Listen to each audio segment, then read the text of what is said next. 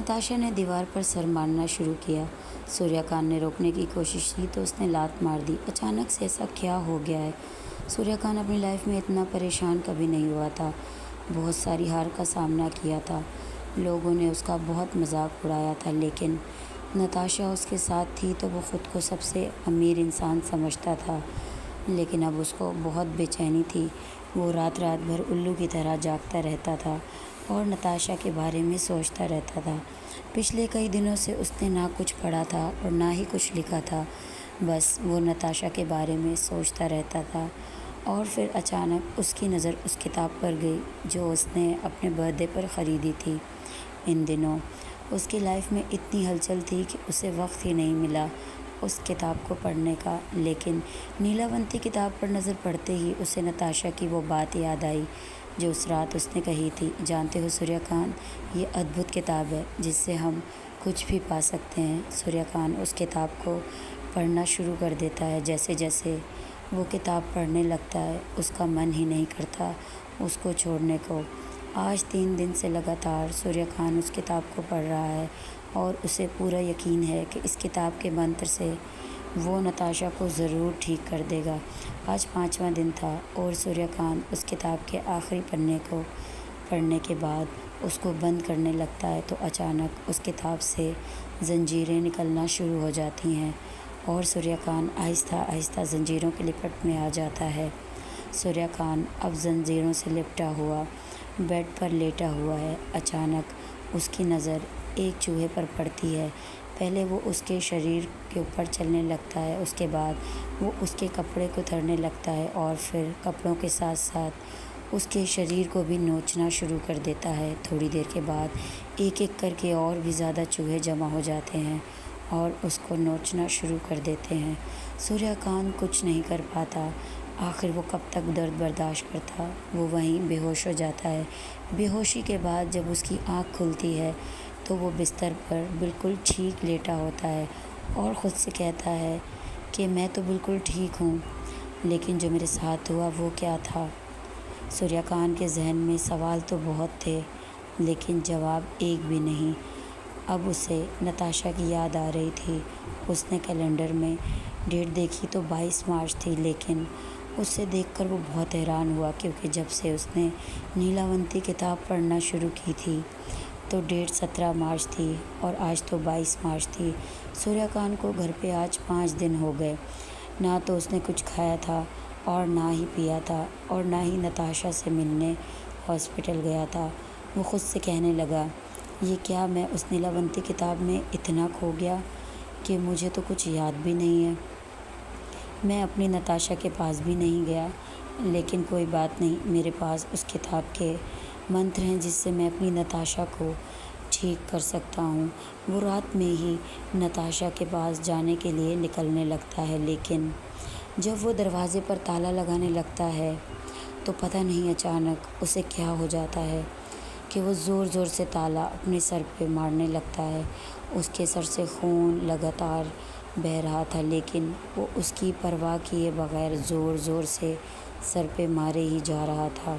सूर्यकांत अचानक से पागल होने लगा और दौड़ता हुआ अपनी सोसाइटी की छत पर चला गया। खून की बूंदें फर्श पर गिरती जा रही थी। छत पर काली रात उसका इंतज़ार कर रही थी। वो छत की दीवार पर चढ़ा, अपने हाथ खोले और 20वीं मंजिल से छत से कूद गया। सूर्यकांत के अपार्टमेंट के पास एम्बुलेंस थी और अपार्टमेंट के जितने लोगों ने सूर्यकांत की लाश को देखा वो अंदर तक सिहर गए।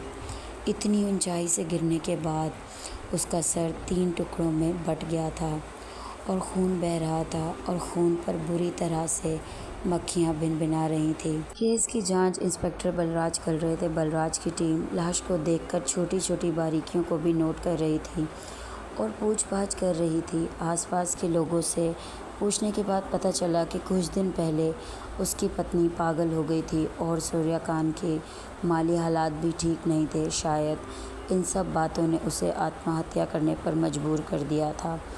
सबके लिए ये केस बिल्कुल सिंपल था। इंस्पेक्टर बलराज के लिए भी ये केस तब तक सिंपल था जब तक इंस्पेक्टर बलराज की नज़र उस किताब पर नहीं पड़ी थी जो सूर्यकांत ख़रीद कर लाया था। जैसे ही इंस्पेक्टर की नज़र उस किताब पर पड़ी तो उसका शरीर कांपने लगा और दिल की धड़कन इतनी तेज़ हो गई कि कोई भी सुन सकता था। हवलदार ने जब अपने साहब की यह हालत देखी तो पूछने लगा, क्या हुआ साहब? लेकिन इंस्पेक्टर बलराज ने उसकी किसी बात का जवाब नहीं दिया। पुलिस की जीप के साथ साथ एम्बुलेंस भी जा रही थी और साथ में चल रहे थे दिमाग में चलने वाले सवालात। इंस्पेक्टर बलराज के दिमाग में अपने दादा से इस किताब के बारे में सुना था और जैसे जैसे वो बड़ा हो रहा था उसने न्यूज़ में ऐसे बहुत सारे हादसात के बारे में पढ़ा था। इन सब के बाद बलराज नताशा से मिलने हॉस्पिटल गया। वहाँ नताशा की हालत देखकर उसकी रूह कांप गई। नताशा एक ज़िंदा लाश बन गई थी। इतने इलेक्ट्रिक शॉक देने के बाद भी नताशा का पागलपन कंट्रोल नहीं हो पा रहा था। उस रात ना जाने नताशा को कहाँ से सुई और धागा मिल गया। उसने सुई धागा से अपने दोनों होठों को सी दिया। सुबह जब नर्स ने उसकी ऐसी हालत देखी तो वो वहीं बेहोश हो गई। एक रात जब बलराज नताशा से पहली बार मिलने हॉस्पिटल गया था तो हवलदार की नज़र से बचाकर उसने वो नीलावंती किताब उठा ली थी। बलराज स्टडी रूम में बैठा था। बुक उसके सामने थी लेकिन उसकी हिम्मत ही नहीं हो रही थी कि वो उसे खोले। उसने जेब से सिगरेट निकाली और लाइटर से सिगरेट जलाई और 2 कश लिए बलराज के अपार्टमेंट के बाहर एक कुत्ता बहुत बुरे तरीके से रो रहा था।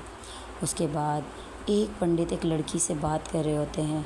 पंडित कहता है कि तुमने मेरी तपस्या भंग करके अच्छा नहीं किया और इसकी सज़ा है सिर्फ मौत। मैं तुम्हें श्राप देता हूँ कि थोड़ी देर के बाद तुम्हारी मृत्यु हो जाएगी। पंडित ने जब पूरे गुस्से में सामने खड़ी कन्या से बात कही तो वो थर-थर काँपने लगी।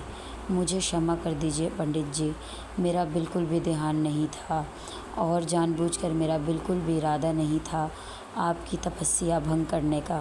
क्षमा? तुम्हें क्षमा करने से मेरी सैकड़ों सालों की जो तपस्या भंग हुई है वो वापस आ जाएगी? क्या तुम्हें क्षमा करने से मुझे मेरे सारे सवालों के जवाब मिल जाएंगे जिनके लिए मैंने इतनी तपस्या की? नहीं, वो सिर्फ सवाल बनकर रह जाएंगे। नहीं, कुछ नहीं होगा। एक पंडित की तपस्या में अगर तुम्हारी जैसी यक्षिणी आ जाती है तो ना सिर्फ तपस्या भंग होती है बल्कि उसके सारे पुण्य भी भंग हो जाते हैं। इसलिए तुम्हें क्षमा मिलना मुमकिन नहीं। मृत्यु दंड के अलावा तुम्हें कुछ नहीं मिलना चाहिए। गुरुदेव, ये सब तो गलती से भूल से हुआ है और कहते हैं कि माफ़ करने वाले का दिल बहुत बड़ा होता है। आप इस बात को साबित कर दें गुरुदेव। देखो कन्या, मृत्यु दंड का श्राप तो मैं तुम्हें दे चुका हूँ और इसे मैं वापस तो नहीं ले सकता, लेकिन हाँ, तुम्हारा फिर से जन्म होगा, लेकिन यहाँ नहीं, पृथ्वी लोक पर। अचानक से वो कन्या पहाड़ से नीचे गिर गई और उसका शरीर कई हिस्सों में बँट गया। कुछ हिस्सों को तो जंगली जानवरों ने खा लिया, लेकिन एक टुकड़ा उड़कर बरगद के पेड़ के अंदर चला गया। आगे की कहानी सुनने के लिए हमारे साथ जुड़े रहिए।